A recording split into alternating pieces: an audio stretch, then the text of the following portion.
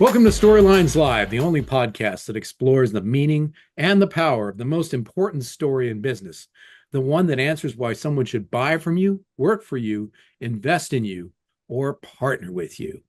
This is the story that defines the very character and nature of an organization.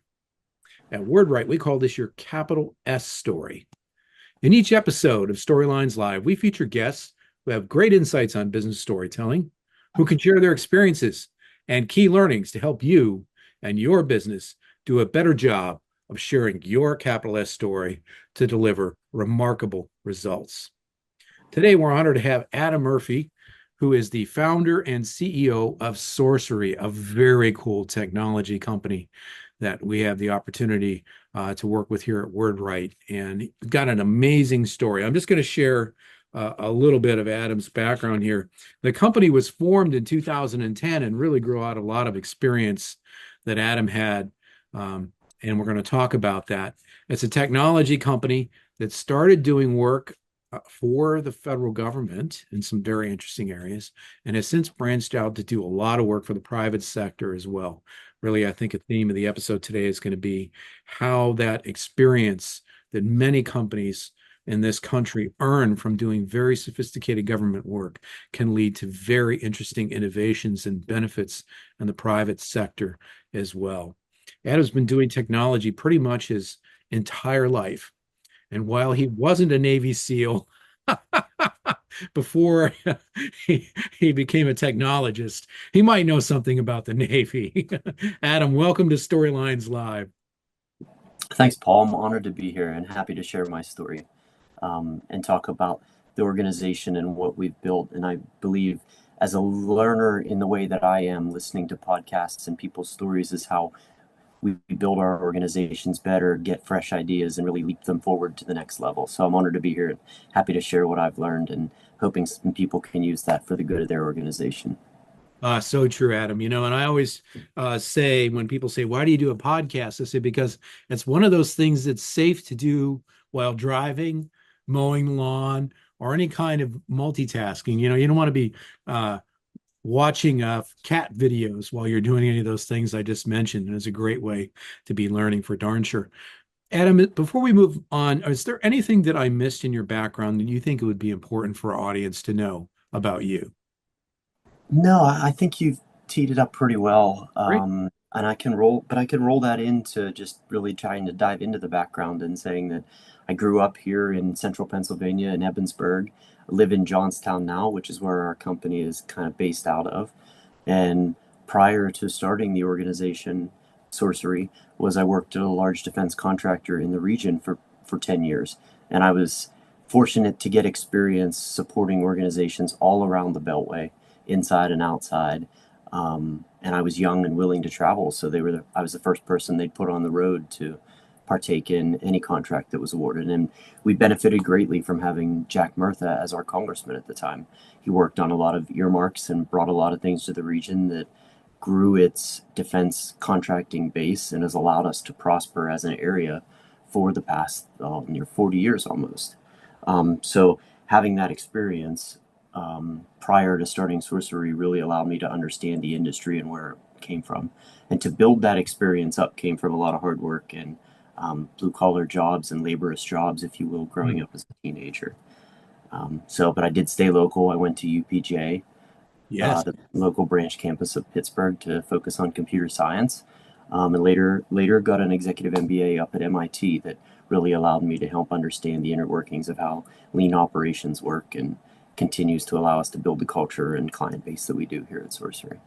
Wow, that's great. So from Johnstown to MIT, huh? Yeah, it was a great road, and I took the shortened version up there, and I'll tell you why Yeah. is because I learned that way. I couldn't sit through classes very well. That long learning structure, long semester didn't work well for me, and I learned that kind of early on. That it was more of an experienced, hands-on, try it, fail, start over again, figure it out, and we continue to kind of take that mantra and leverage it in all the other aspects of life, from learning other skills like woodworking to being a mechanic and doing all the different pieces of and parts of engineering and building to provide that experience to help round out my knowledge and understanding. Wow, that is really cool. And we're going to definitely dig into a lot of that in this episode for sure, Adam. Given the nature of the work that you did before you started Sorcery and that you folks do today, what's the furthest you've traveled from Johnstown for work? I'll bet you've been some interesting places. Some I have, but not as far as others. The furthest I've gone is in Rotterdam in the Netherlands. Okay. A lot of times, as the large defense contractor that I worked for, um, we were directed to use or provided technologies from other companies that we would bring into contract to try them out and see where they were. And oftentimes they were abroad or from different regions or areas. And I'm fortunate enough to work with a company that was over there, and I'm still friends with those guys today, and we do a lot of work together actually. Um, but I've been to London every year or so. We maintain a client base over in Europe because of those relationships that we built, and it allows us to expand upon our technology stack and our capabilities of what we do further there. That's really great, Adam. And relationships are so key to developing a business. And as the founder and the first CEO of Sorcery, I'm sure a lot of times your story is intertwined closely with the story of the company. On Storylines Live, we have a concept of how we talk about storytelling, the capital S story, which I defined at the open for the audience. I'm always curious to ask the guests we have on the podcast what's their definition of storytelling? And you have such a great story. I'm very curious to know how would you define storytelling for the success you've had personally and with the company? So that's a good question for me because it's not something I fully embraced until meeting you and understanding how you leverage that in marketing. But I recognized in looking back that the stories are how I learn. So listening to the different podcasts that relate to leaders' stories or founders' stories and how they did things is how I take bits and parts of what I've learned from those and apply them in my own life. Because the manuals and books, the hundreds and hundreds of books that are written on here's how you run a business and here's what you do, don't work exactly the way they're Right. supposed to for everyone. So Oh, you've got to take the bits and pieces that you learn from those and your experiences and tie them together. And that's the way that I view a story is that I use them to launch myself forward and to help the organization grow and change and adapt to the future. related to all that, because you are the founding CEO of the company, I'm curious, how have you used your own personal story, some of which you shared with our audience a few minutes ago, um, in building the company? When you meet somebody for the first time, let's say, um, what is it that they learn about the Adam Murphy story that helps them better understand sorcery? It stems from what you mentioned originally and what I kind of touched on and said we get back to is hard work. Mhm. Is growing up, having numerous jobs across many different industries that were labor based, Yes. heavy labor, and being able to understand what it means to not only earn your way but have an effective change in your environment or where you're at. So being able to take the story that I have and seeing what working in the intelligence community in the Defense Department, what small little teams within the government that we can't speak about, right? How they affect change. And one of the lines from Adam Grant's latest novel, his latest book, Yes. is about how the world is only, it's hard to fathom that small teams can change the world, but that's all that ever has. Yeah. And to take that and know that that's what we're trying to do at Sorcery is take a small team and make a large impact on the world. And we see that through this. I see that through the stories that I've experienced in working in different facets of the government. And I've been lucky and very fortunate to be on high profile teams at the right place at the right time, multiple times in a row, to be able to see how that can work. And I've also been in teams that haven't worked too. And when you're in that situation, just like understanding a leader, is you may not realize that you're working for a good leader until you work for one that's not a good leader. So true. Um, So and you true. look back in hindsight and you're like, wow, that worked well, but I didn't realize it. And you have to study it. You got to study their movements to understand what did and what didn't and try to remember that. To put this in a story vernacular, Adam, I often think that our story is really the sum total of every chapter we've been in before, right? The way you survive and thrive in business is you learn which landmines not to step on in order to continue to grow, right? But you have to step on a few in the beginning. And sometimes you look back and you say, "Oh, I missed that landmine. I didn't even know it was there." And that's kind of what you're sharing right there. I think that's very interesting. Um, I think too, for a lot of our audience who may not be familiar with Pennsylvania, you mentioned you're in central Pennsylvania. Johnstown is the headquarters city for the company. For our audience that's not familiar with Pennsylvania, I'm in Pittsburgh, so obviously people think of Pittsburgh, they think of steel. And I think, Adam, it's fair to say that Johnstown's character, while it's a little bit of smaller city, it's the same sort of a thing. When steel and heavy manufacturing went away, there was kind of a question about what would be next, right? They're always, yes. And that's one of the things that I love about the community we live in. I'm a very big proponent of trying to help the community get back on its feet, Hmm. is that it's a resilient society, is what I find. And I say that because everyone's familiar with the Johnstown flood that happened Yes. over, 100 some years ago, right? Yeah. yeah, a long time ago. And since then, it's had to redefine itself multiple times through the steel industry collapsing. With the passing of Congressman Murtha, a lot of defense work has moved out and has come back and forth, but there's a history of that here. So it's a society that continually gets knocked down and is able to stand itself back up. And that's really, I think, the key to our community here is resiliency, because we Mhm. can take what you throw at it and we'll figure it out. Yeah, I think too, Adam, one of the interesting things about what you and Sorcery have done, and we're going to get into this in a few minutes here. If you would think about where companies that have cut their teeth on sophisticated defense work might be located, you mentioned the Beltway. Earlier in my career, I worked in DC. We used to call them Beltway bandits, right? And all the big defense contractors have a presence in Washington, DC. You threw a dart at a map, you probably wouldn't strike Johnstown. But literally, as you mentioned, the late Congressman Murtha, one of his things was really, and there have been a few national politicians. I think about Senator Robert Byrd from West Virginia as another example, representing states where there are communities that had some economic hardship, and they really made it a point to try and help those communities come back by seeding, if you will, other industries. And I think that's kind of what happened with Johnstown and now today part of the story of Sourceree, right? It is, and it's a actually larger problem than that itself. Is the DoD, Defense Department, has recently stood up an organization that provides grants and funding to regions where there was the head of a Defense Appropriations Committee on Congress. When they move out, they realize that the revenues and the money that flows with that and goes away. So in some areas like West Virginia, like Johnstown, there's grant money available to help the communities try to stand themselves back up and find a secondary industry from defense contracting, if you will.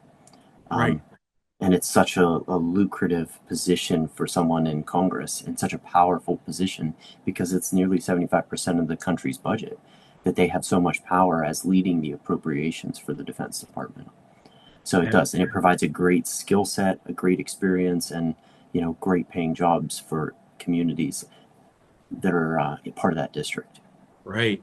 And that's what I want to get into next. Folks, we're going to take a quick break here. And when we come back, we're going to talk about how everything that Adam just mentioned helped him build a company that's focused on technology and technology that has the power to change people's lives. Don't go away. We'll be right back.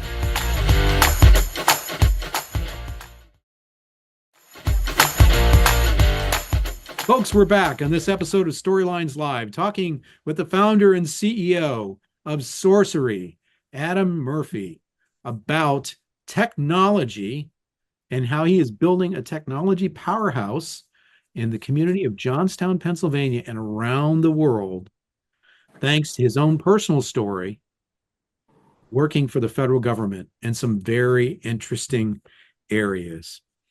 Adam, how about starting us off here by giving us a sense of how do you help your clients? What is it that you feel as the CEO is the greatest benefit that your clients get from working with Sourceree? Sure. So, in general, our philosophy is that we help people succeed, specifically through software development and performing analysis. Mhm. And what does that mean? Like, we're categorized as a technology company. But what does it really mean is that we're really good at building software. And we're also really good at looking at data and performing analysis, whether that be financial analysis to help the Defense Department build and execute their budgets, or to perform intel analysis work for the agencies that are looking to understand the world and the trends that are happening and protect us against threats, Yeah. if you will, and position us to be a better organization or a country going forward. So, how can we better help the world in what we're doing? So, in general, that's what, and what I get out of business really relates to that as why it's part of my personal story is the best part of what I see in the organization and enjoy is helping people succeed and seeing that, getting them through their career, having them capitalize, have things that they're proud of, as well as seeing customers and clients feel the same and get something out of it. Know that we helped provide that impact. That's great, Adam. Folks, and being in the business that our company is, we pay close attention to some things maybe that other leaders in business would gloss over. But one of the things I was struck by, Adam, and it's very prominent on your website, are the values of the company, and you were just kind of talking about that. Embrace innovation and challenge the status quo. Deliver quality work throughout constant communication. Create a culture where people enjoy coming to work and what they do. A lot of times, being in the business we're in, we'll see company values or mission statements on websites that either sound too highfalutin or are it's hard to understand what they're really saying they do. And I have no problems whatsoever understanding your clear and strong commitment to the values you've articulated for the company. Could you give our audience a little bit of a sense of what led you to start Sourcery? Why was it? What happened in your life or what was going on in the industry that you said to yourself, you know what, I have to start my own company? Certainly. And I had worked, as I mentioned, since 1999 in at a Mhm. large defense contractor and spent about 10 years there. And I had also worked with a friend to start an IT support company and consulting firm. And we were supporting local businesses, but I loved working on the big defense projects, building large software, having global impact, if you will. And I Mhm. wanted to combine those two together. At the time, I was looking for a mentor and someone to help me grow within the bigger company, and I wasn't provided that, or I didn't feel like I had that. So Mhm. I took a risk and stepped out and had the opportunity to go support BP in the oil spill cleanup, and we were Wow. working for the fund to provide the reparations for the small businesses that were affected by the spill. And it gave me a few months away that I could separate from that industry and come back without conflict, if you will, and try to Mhm. set up the organization. And it was just myself consulting for the first 4 years of our existence, learning the ropes, understanding how payments work, the contract structures, getting all that in place, and then um, since then, we grew significantly. We made an acquisition at one point that didn't work out so well. The cultures didn't mesh. Yep. The contracts were different. We learned our lesson. Um, we've grown, we've shrunk, we've had employee struggles, we've had client issues. Every time you experience issues and problems and failures, you learn and step forward. Yep. And now we're kind of in a spot where we're building some products to supplement labor, if you will, Mhm. and we're learning those lessons and moving forward. Yeah. Um, and really, to push a little bit further into what makes us different as an Yes, organization please. from the Yes, next please. Mhm. is that we've been in the industry, defense industry, if you will, for 14 years providing contracts and Mhm. providing contract support. And really, it's nothing more than trading time for payment, right? And at that point, you're putting a value on someone's life. And I have a very hard time kind of doing that personally as a Mhm. philosophy. So, as I mentioned, we're trying to build up products that supplement revenue. that we can provide support and not base people's pay off of what the government determines is a good Yes. hourly rate. So we've been constantly evolving as an organization. So what made us different yesterday isn't what makes us different today.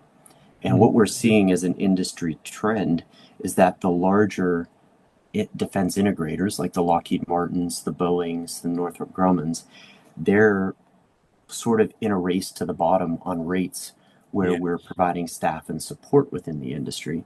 They're driving those rates down so they can get cash flow to make their payments and provide their debt service while they're waiting for the milestone payments on their big contracts like ships, airplanes, and satellites. And Yep. what we're seeing is that the small businesses are being pushed away because they're coming in to make unprofitable rates on that. So what we're in the process of seeing is that small businesses are now entering that defense market through innovative products. So it's back to that small team of individuals at companies like Anduril that are started out making little drones that had these massive impacts that someone like Lockheed Martin couldn't compete with or couldn't build fast enough, or a SpaceX that is putting rockets with people up to the moon where Boeing, who's been doing it forever, can't seem to get their quality in line to get things there because Oh, they're driving towards that cheaper price. exactly. So we're leaning towards that market of being able to provide products that our Mhm. folks will support inside the department. And we're trying a bunch of different products. We're trying to see what works. And we're also balancing those products commercially and in the government so we can provide a stable revenue stream. If one goes down, the other goes up and balance it out depending on the nature of the situation because government contracts are typically good for a long time if you Yes. perform, if you keep the work up. So it's a good, stable revenue source where commercially you could be here today, gone tomorrow, but there's lots of profits. So we're working to balance that out and change not only the model of what we are for the industry, but also have a bigger impact on how that industry changes the department and pushes it forward. I love that, Adam. It's the concept really of kind of sustainability, right? In the world of agriculture, there's a lot of discussion these days about monoculture, which is to say, I'm only a corn farmer, and then my farm, I exhaust the capabilities of the soil to grow corn, and then that's it. And in a business sense, technology sense, what you're saying is, you don't want to just be farming one crop. You want to make sure that you're not only serving your historical strong customers who come out of the government, but also private industry. Could you give our audience a sense of some of the exciting and fun things you're working on that you were describing a couple minutes ago, the products? I will, but I'll go back to your farmer comment and also Okay. say that you could argue that a farmer these days is a technologist because have you sat in one of those tractors and seen everything that's Oh inside yeah. them? Yeah. I You mean, mean because they have Sirius XM, Adam? No, I'm just kidding. they have more buttons than I would know what to do with sitting in front of a Right. computer. So it's You're right. very impressive what they can do Oh yeah. um, and how they're moving their businesses forward. True. But along those lines, those are the types of pieces of technology and innovation that we like to get involved with. So um, one of the facets in which you say your capital S story is knowing which answer of are Right. we marketing as an organization, are we marketing to people that buy from us, that we want to work, that we want to work for us, that we want Right. to invest in us and be our partners? And I'm going to say that we balance all four of those things as Mhm. called business development and handle them all the same way because they all feed off each other. They And do. that's how we grow as an organization. And along those same lines, what we're doing is listening to customers. And when they come to us and say, we have this problem, we'd like you to solve it, and we want this, we look back and say, no, we think you might actually need this. And we're going to invest in that product with you and build it together and go forward and see if it works. So we're doing that in three drastically different areas at the moment. Yeah. One Give is us give us a sense of what those are. Absolutely. One is a ticketing software for our local Mill Rats baseball team. That's a Oh, prospect. It's in the prospect league for college students. We're trying to build a piece of software that we can take to high schools and little leagues that allows you to order concessions online, buy your tickets, and for the team to reach the fan and marketing at a very low cost without those Ticketmaster fees type on top, if you will. And combined all that capability to not only grow their revenue, but give us a source of revenue too, so we can partner with them. Nice. Another side is we've recently been working with the VA, the Veterans Affairs Office, to participate in a challenge where we're building an AI tool for mental health, where practitioners and patients can record their conversation and it produces a medical record. It provides all the notes, provides everything to them without the hours that physicians have to spend taking notes and putting things in the system, as well as define the billing codes there so it's not screwed up, as we all have gotten hospital bills we've had to call about Oh, and complain and argue and figure out what we actually need to pay. We've been working on that and to show that capability. And then lastly, a tool we've been working on for a really long time is a supply chain visibility piece of software to help organizations understand where the goods and materials in their supply chain come from, as well as the ultimate beneficial owners of the companies that they're working with. It's, wow. it's, it's no secret that we analyze foreign investment and we work for organizations that are trying to find things that are infiltrating our supply lines and Mhm. foreign adversaries that are trying to inject themselves into the supplies of the United States. And we've built some tools to help analyze and be able to show buyers where their tools are coming from so they can comply with regulations, as well as just make sure that they have the materials and the goods flowing. That's very, very interesting. And just for our audience, I mean, uh, that's a perfect example to me, Adam, of something that was purpose built for, let's just say, national security purposes. We don't have to get into details, but people will understand that there are agencies in the federal government who need to know, as you put it, whether foreign adversaries are infiltrating the supply chain and where things are going. What you're doing now is you're developing a commercial version of that that's going to help solve what's been one of the biggest problems since COVID, the pandemic, which is where's my stuff, right? It And where is. did it come from, right? That's exactly it. Yeah. Do you want to buy it in conflict zones, or do you want the Chinese in your supply chain? If you're Exactly. following the Buy American Act and providing goods to the United States, you as an organization are responsible for knowing where the materials you purchased came from. And Right. this helps those organizations comply with that. And in a way, it's you would say it's a paperwork problem. It's not paperwork though, really, because there's not really as much paper these days. But you need to know that, let's call it the chain of custody, right? You need to know that when for those of you who aren't watching this on YouTube, I'm holding my pen. All the different component parts of my pen, where did they come from, right? And if pens are something that's covered by America programs, how can I prove that everything in the pen has come from where it's supposed to come from, right? That's Yep. basically what you're talking about.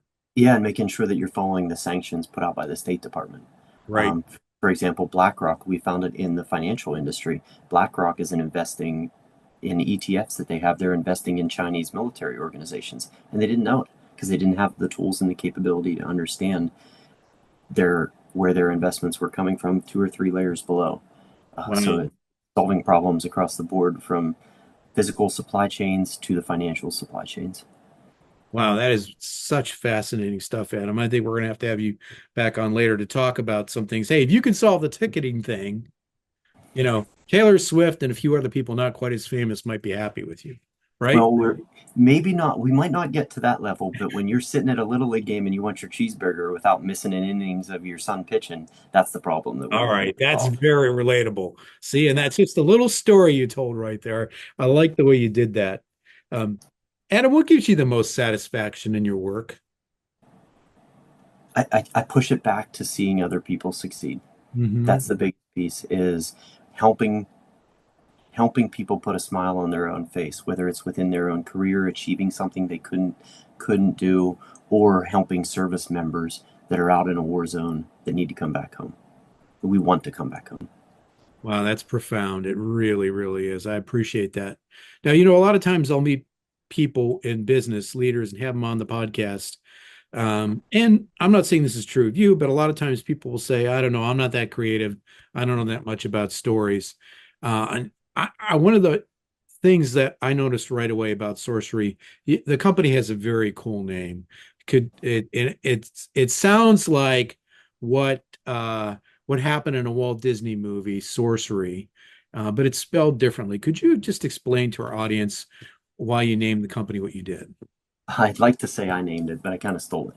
And I stole it from those individuals I was talking about in Europe that I was really close with. Oh, That was the name of their organization they had. And they had it had closed up in a few years back, and I asked them if I could use that, if I could take the name and use it in the organization, because I wasn't very creative, and it was the Murphy Technology Group before that. So we changed it because it fits very well with what we do, and they're still a part of our organization as consultants and friends of Sourceree, if you will. And what it really means is, if you take it in two parts, source and and it's reusing source code was the original definition of really why it exists, and it plays nicely in marketing. It looks well, and we love it.